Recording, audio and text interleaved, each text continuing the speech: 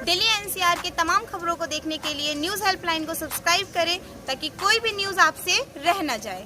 मुझे बड़ी खुशी है कि आज मारवा फिल्म्स एंड वीडियो प्रोडक्शन ने अपने 30 साल पूरे कर लिए हैं और हमने मारवा फिल्म्स एंड वीडियो प्रोडक्शन के अंतर्गत एक वर्ल्ड रिकॉर्ड भी कायम कर लिया है।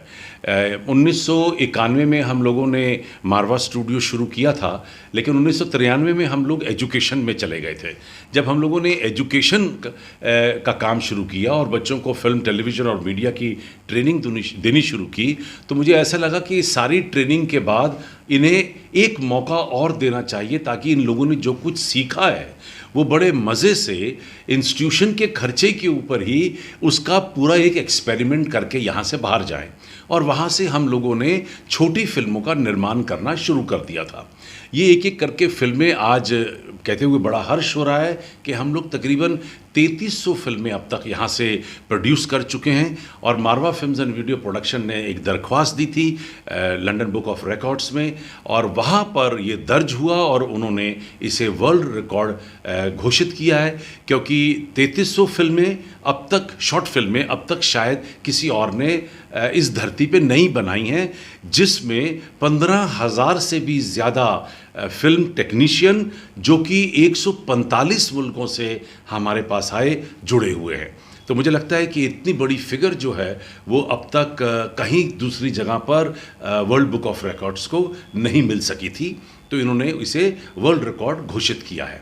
हकीकत तो ये है कि सिर्फ छोटी फिल्मों का ही निर्माण नहीं हुआ। मारवा फिल्म्स एंड वीडियो प्रोडक्शन के अंतर्गत हम लोगों ने बहुत सारी इंटरेस्टिंग फिल्में बनाई, जैसे सही कहा तुमने, आघात, निमंत्रण, प्रश्न, अड़ियल, ये जैसी टेली फिल्में हैं जिनको हम लोगों ने दूरदर्शन पर चलाया और इसकी हमें बेहतरीन इसका रिस्पांस मिला। और शायद जहाँ तक याद पड़ता है 1993 से लेकर और करीब 2003 तक इन फिल्मों को कई बार दूरदर्शन के विभिन्न चैनलों के ऊपर टेलीकास्ट भी किया गया, ब्रॉडकास्ट किया गया।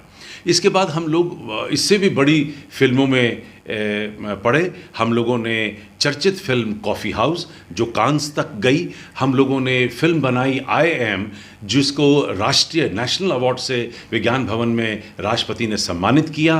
इसके बाद जिन फिल्मों के साथ हम अच्छी तरह जुड़े और जहां हमारे स्टूडेंट्स ने बेहतरीन तरीके से काम किया, उन फिल्मों में रियासत, उन फिल्मों में दर्द डिस्को जैसी फिल्में भी इन्वॉल्व हैं। 30 साल का सफ़र कैसा रहा आपका वीडियो प्रोडक्शन को लेकर?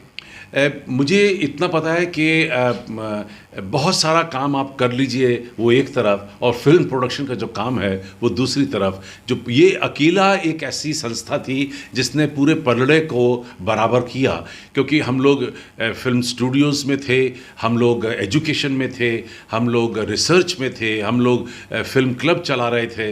वो सारे काम एक तरफ और जो प्रोडक्शन का काम होता है वो एक तरफ, क्योंकि जब आप फिल्म प्रोडक्शन करते हैं तो तकरीबन 30 ऐसे डिपार्टमेंट होते हैं जिनका कोऑर्डिनेशन चाहिए होता है।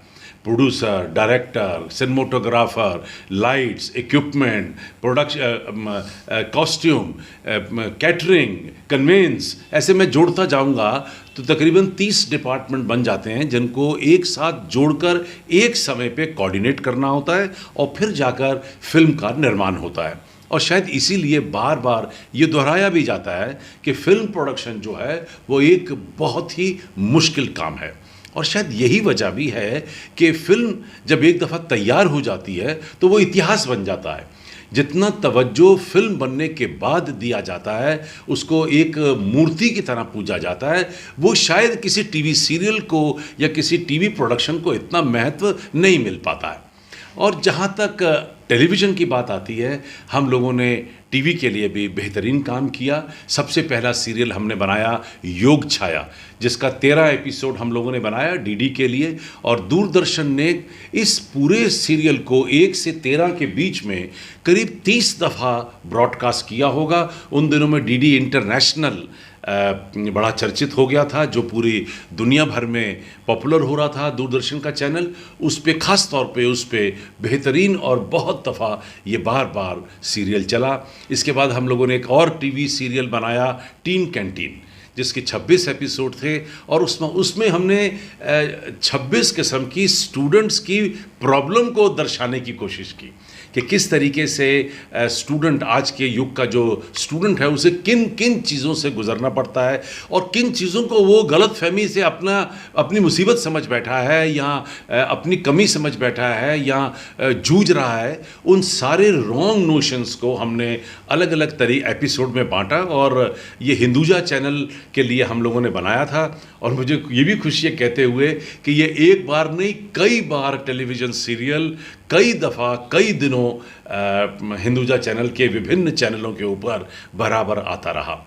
फिर एक सीरियल हमने दूरदर्शन के लिए और बनाया जो कश्मीर पे था, और कश्मीर के हालात उन दिनों में बहुत ज़्यादा अच्छे नहीं थे, तो शायद इसीलिए दूरदर्शन भी चाहता था कि कश्मीर को किसी तरीके से हाईलाइट किया जाए। तो वो 6 एपिसोड हमें दूरदर्शन से कमीशन हुए थे। हमने दूरदर्शन के ऊपर ये कश्मीर के ऊपर एक खूबसूरत सा सीरियल बनाया, वो भी बहुत खूबसूरत तरीके से चला और दूरदर्शन के तकरीबन हर चैनल के ऊपर घूम घाम कर एक फिर से ब्रॉडकास्ट हुआ। सर, अंत में एक छोटा सा, इतनी सारी मूवी, इतने सारे प्रोडक्शन आपने किए, कौन सा एक फेवरेट आपका मूवी ले लें या प्रोडक्शन ले लें जो आपको दिल से टच है?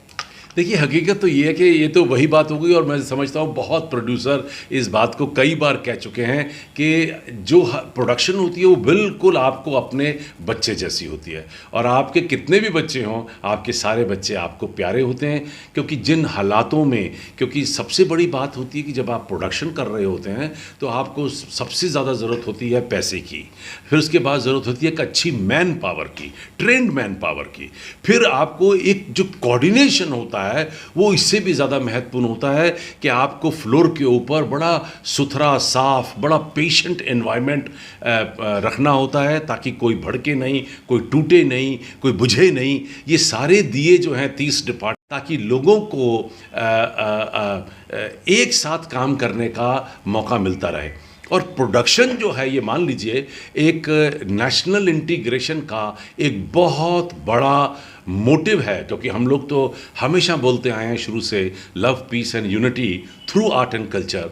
तो प्रोडक्शन भी उसका एक बहुत बड़ा हिस्सा है, क्योंकि जब विभिन्न धर्मों के लोग, विभिन्न जाति के लोग, विभिन्न घरों से, विभिन्न कल्चर से डेवलप होके आए हुए लोग जब एक पर्टिकुलर प्रोडक्शन के लिए काम कर रहे होते हैं तो वो एकजुट होकर एक हो जाते हैं। उस वक्त लोगों को ना अपना धर्म, ना अपनी जाति, ना अपना नाम, ना अपना बैकग्राउंड याद रहता है। अगर उन्हें याद रहता है तो सिर्फ वो फिल्म का नाम जिसके लिए वो काम कर रहे होते हैं।